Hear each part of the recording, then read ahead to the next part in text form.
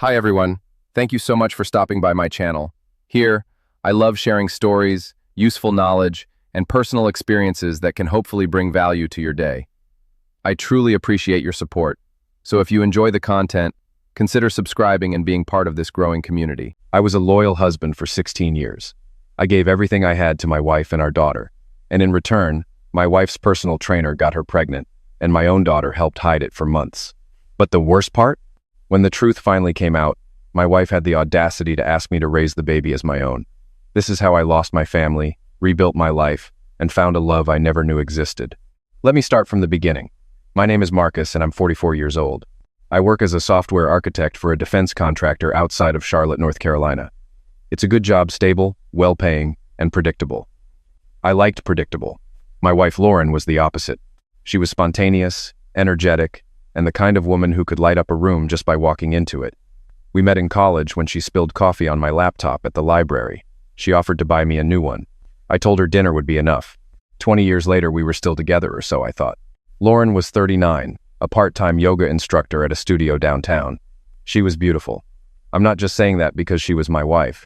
She genuinely turned heads wherever she went.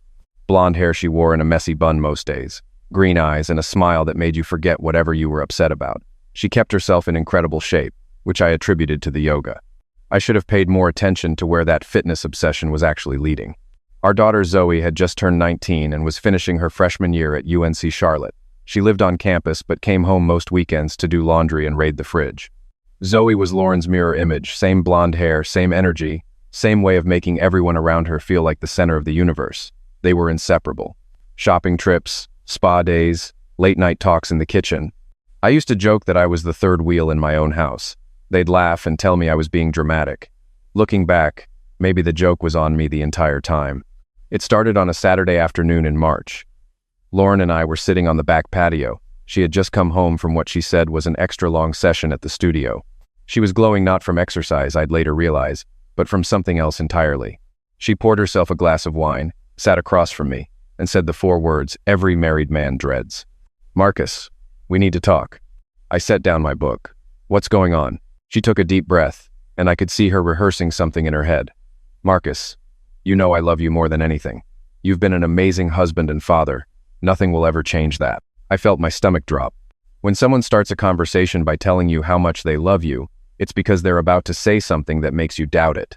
"Just tell me, Lauren. Whatever it is, just say it." She looked me dead in the eyes. "I'm pregnant."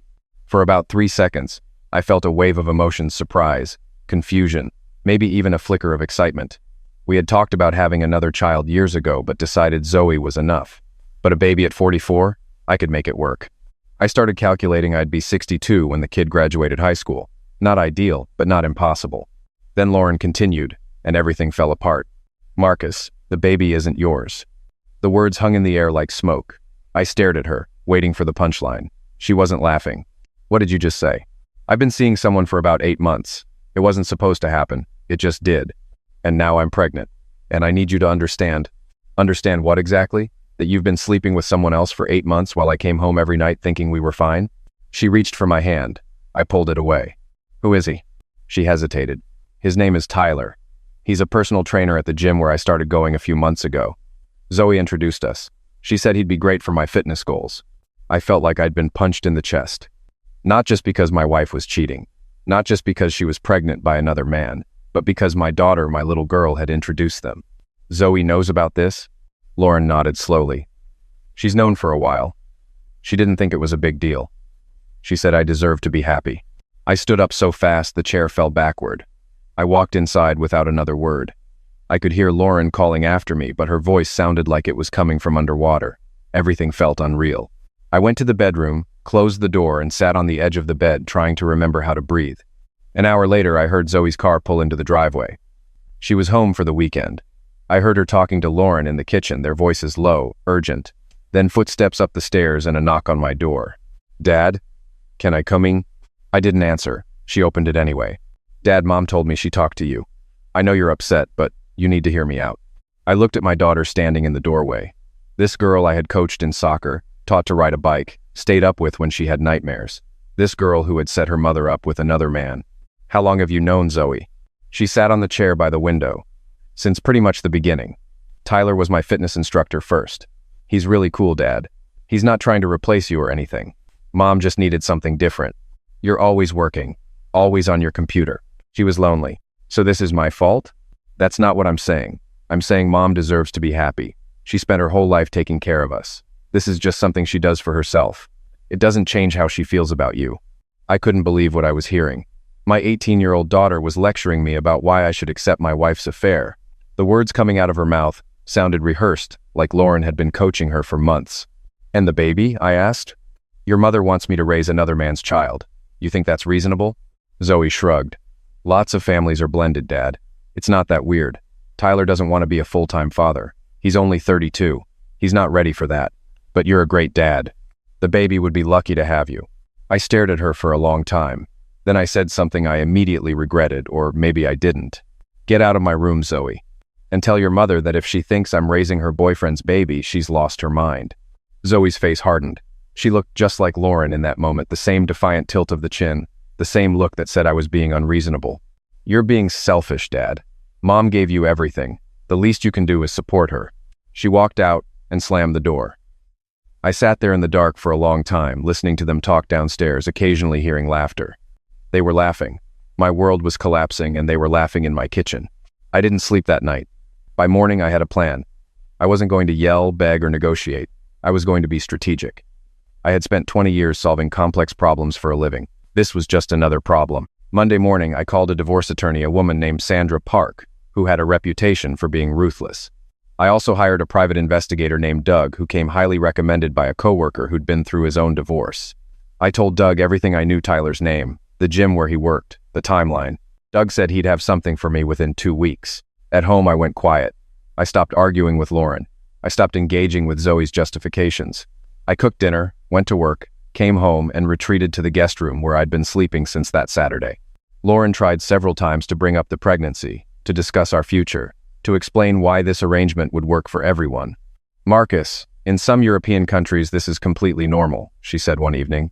People have open relationships all the time. It doesn't mean they love each other less. I just nodded and continued eating. Tyler is willing to step back completely. He'd sign away parental rights. The baby would be yours in every way that matters. I looked at her.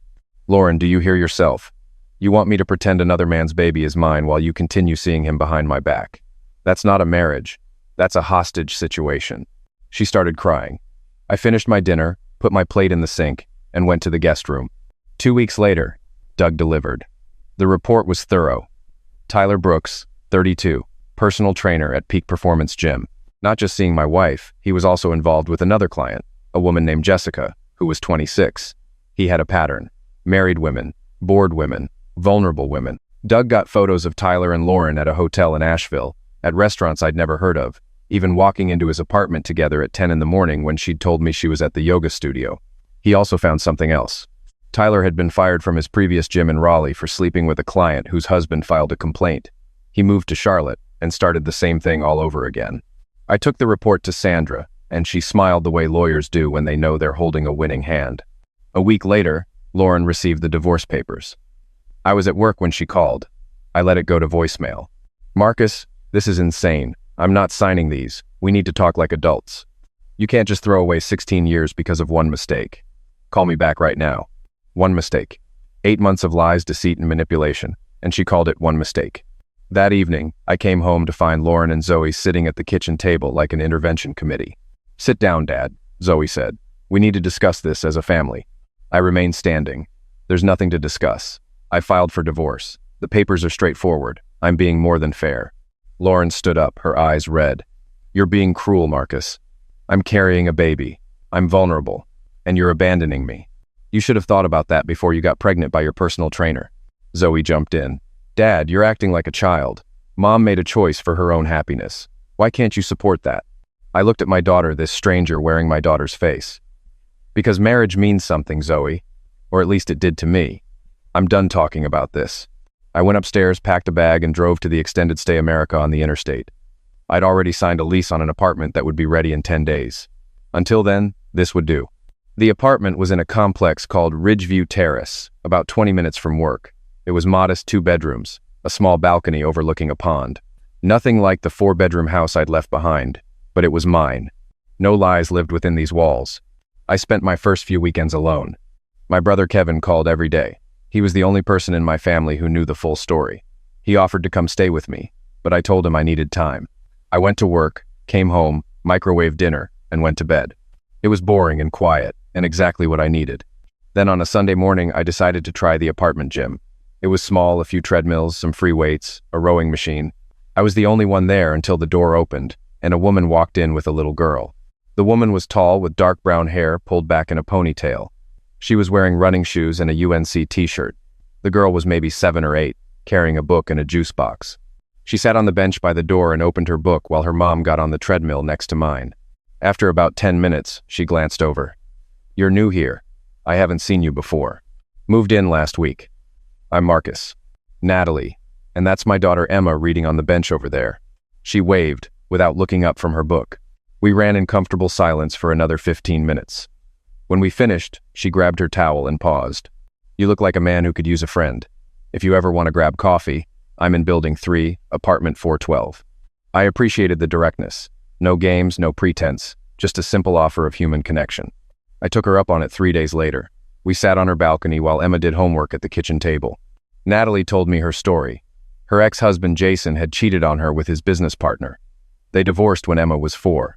She worked as a project manager at a tech company, supported herself entirely, and had rebuilt her life from scratch. I told her my story, all of it. The affair, the pregnancy, Zoe's involvement, the divorce papers Lauren wouldn't sign. Natalie listened without interrupting. When I finished, she said something I'll never forget. "Marcus, the hardest part isn't losing the marriage. It's losing the person you thought they were. You're not mourning Lauren, you're mourning the version of her that never existed." She was right. Over the next month, Natalie and I became close. We had dinner together most nights she cooked. I cleaned up. Emma warmed up to me quickly. She was quiet and thoughtful. Nothing like the loud, energetic little girl I expected. She reminded me of myself at that age. One evening, she asked me to help with her math homework, and something shifted inside me. I felt useful again. Needed. Natalie and I didn't rush anything physical. She told me early on that she wouldn't be with a married man, and I respected that completely. It gave me even more motivation to push the divorce forward. Meanwhile, Lauren's world was falling apart. Doug kept me updated through occasional check-ins. Tyler had broken things off with Lauren once the divorce papers showed up. He told her it was only fun because it was secret, and now that it was becoming complicated, he wasn't interested anymore. He also wasn't interested in the baby. Lauren was 5 months pregnant, alone, and running out of options. She called me constantly. I never answered. She sent emails, long, desperate letters about our history, our love, our future. I read the first 2. After that, I deleted them without opening. Then something happened that I didn't expect. 3 months after I moved out, there was a knock on my apartment door on a Saturday afternoon. I opened it and found Zoe standing there with a suitcase.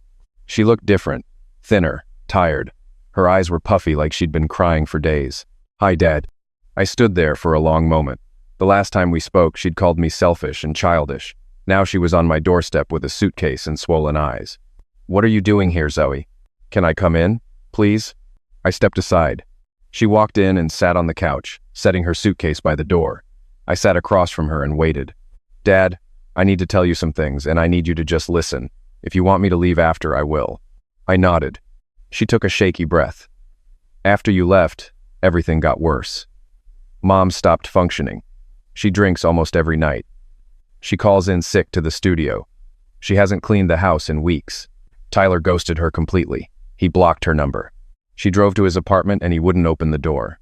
She sat in his parking lot for 3 hours until a neighbor called the police. That was hard to hear. Despite everything, I didn't want Lauren to self-destruct.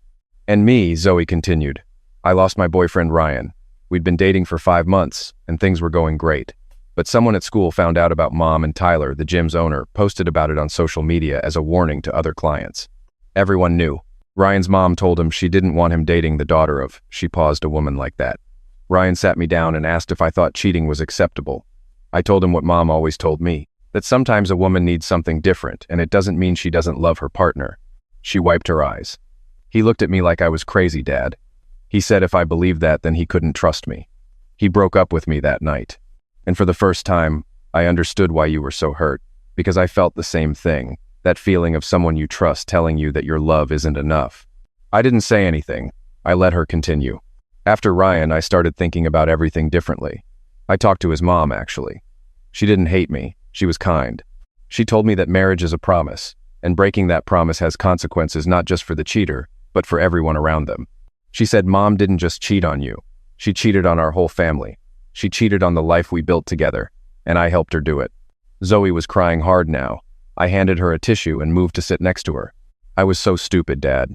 Mom made it sound normal. She said Grandma did the same thing with Uncle Craig, and Grandpa eventually accepted it. She made it seem like every marriage goes through this, and the mature thing is to look the other way. I believed her because I wanted to believe her. It was exciting having a secret with Mom. I felt grown up. I didn't think about what it was doing to you. I put my arm around her. She leaned into me and cried the way she used to when she was little full-body sobs that shook the couch. I forgive you, Zoe. She looked up at me. Really? Really. But I need you to understand something. What your mother did wasn't about fitness or loneliness or unmet needs. It was about selfishness. And the fact that she dragged you into it, that's the part I struggle with the most. You were 18. You trusted your mother. She used that trust to make you an accomplice. I know, Dad, I know that now. Can I stay with you? I can't be in that house anymore. Of course you can. I texted Natalie and told her what happened. She came over an hour later with Emma, a lasagna, and a bottle of wine. Zoe and Emma hit it off immediately. Watching my daughter smile for the first time in months while playing cards with a 7-year-old, that was the moment I knew things were going to be okay. Now let me tell you about Lauren's side, because I think it matters. After I confronted Lauren about what Zoe told me, I drove to the house the next day. What I found shocked me. The lawn was dead. Mail was piled up on the porch. Inside, there were empty wine bottles on every surface. The sink was full of dishes. Lauren came to the door looking like a ghost of the woman I married. She'd lost too much weight. Her hair was unwashed. She was wearing the same robe she'd probably been in for days. When she saw me, she broke down. "Marcus, please come home. I'll do anything. Tyler is gone. I made the biggest mistake of my life. I'll spend the rest of my days making it up to you." "I'm not here for that, Lauren. I'm here because our daughter told me you're falling apart, and despite everything, I don't want you to destroy yourself." She collapsed onto the couch, sobbing. I sat with her for 20 minutes until she calmed down enough to talk. "Lauren, you need help. Real help. Not me, not Tyler, not wine. Professional help." She nodded slowly. I know I do. I've known for weeks. I just couldn't admit it." I called her sister Amy in Raleigh. Amy drove up that evening. Together, we got Lauren into a treatment program at a facility near Lake Norman. She went voluntarily, which was important. Before she left, she grabbed my hand. "I'm sorry, Marcus. Not the sorry I've been saying for months to get you back. I mean, I'm genuinely sorry for what I did to you and to Zoe. I was wrong. About all of it." It was the first honest thing she'd said to me since that Saturday on the patio. The divorce was finalized 4 months later. Lauren signed without a fight.